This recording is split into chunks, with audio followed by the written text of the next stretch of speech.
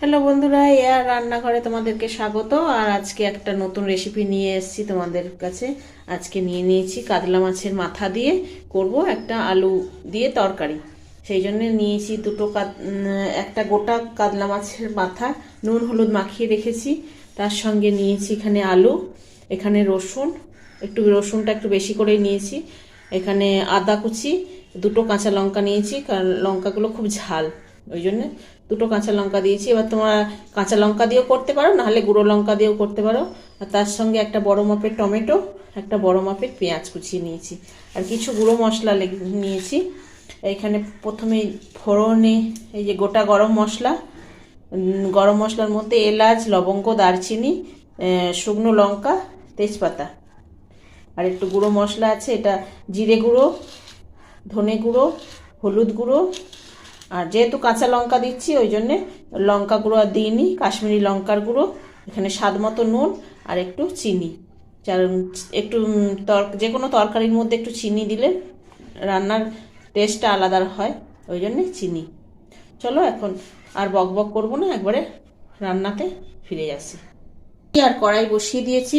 এবার মাছের মাথাগুলো আগে প্রথমে ভালো করে ভেজে নেব। কড়াই গরম হয়ে গেছে, এবার দিয়ে দিচ্ছি সর্ষের তেল। মাছের মাথাগুলো ভাজবো, তার জন্য দিয়ে দিচ্ছি সর্ষের তেল।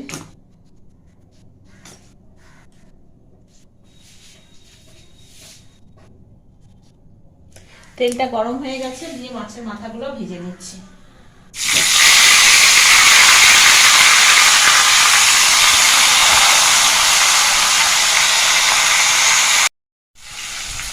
ভেজে আবার মাছের মাথাগুলো ভাজা হয়ে গেছে, এবার তুলে নেব।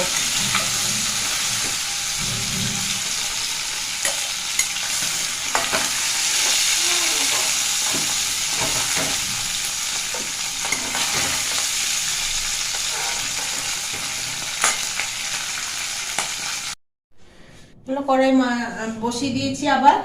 এবার একটু তেল দিয়ে দিচ্ছি, সর্ষের তেল। আর এই রান্নাটা পুরোটাই সর্ষের তেলেই করব। সর্ষের তেল দিয়ে দিলাম,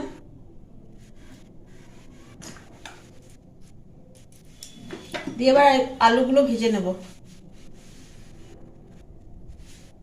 তেল গরম হয়ে গেছে, এবার ফোড়নে দিয়ে দিচ্ছি তেজপাতা, শুকনো লঙ্কা, গোটা গরম মশলা।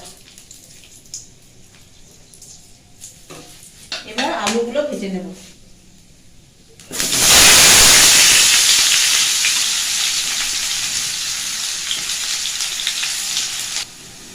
আলুগুলো লাল লাল করে ভেজে নিয়েছি। আর এখানে যে মশলা করে রেখেছি, যে পেঁয়াজ, আদা, রসুন, টমেটো একসঙ্গে সব বেটে নিয়েছি, এটা এবার দিয়ে দিচ্ছি।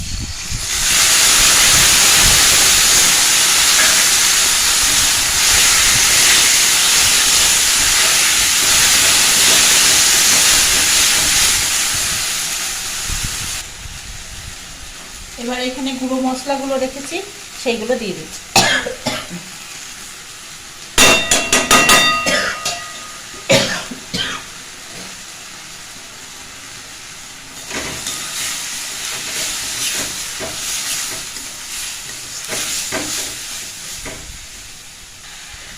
আবার মশলাটা ভাজা হয়ে গেছে, এবার মাছের মাথাগুলো দিয়ে দিচ্ছি। এই যে ভেজে রেখেছিলাম মাছের মাথাগুলো দিয়ে আর একটু ভালো করে কষিয়ে নেব।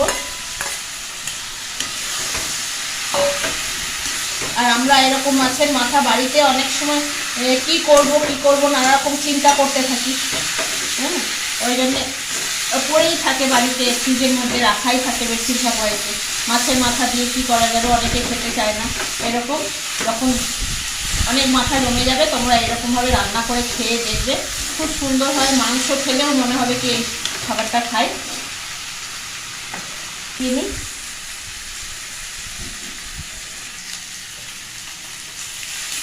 দেখো সুন্দরভাবে আমি কষিয়ে নিয়েছি, মশলার গন্ধটাও চলে গেছে। এবার আমি জল দিয়ে দেবো। একটু আলুগুলো, মাছের মাথাগুলো একটু সিদ্ধ হতে টাইম লাগবে, ওই জন্য অল্প করে জল দিয়ে দেবো। এবার যে যেমন ঝোল খাও তো ঝোল করতে পারো, যে মাখা মাখা খাবে সে অল্প করে জল দিতে পারো। আমি দিয়েছিলাম যে আলুটা, মাছের মাথা টাথাগুলো একটু ভালো করে সেদ্ধ হয়ে যাক, তারপরে আমি আবার ফিরে আসছি। যে দেখো তরকারিটা আমার হয়ে গেছে, রসটাও মরে গেছে অনেকটা। এর যে যেমন রস খাবে সেই রকম মতন রাখবে।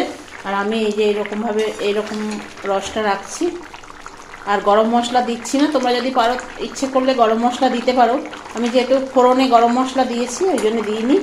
চলো নামিয়ে নিই এবার।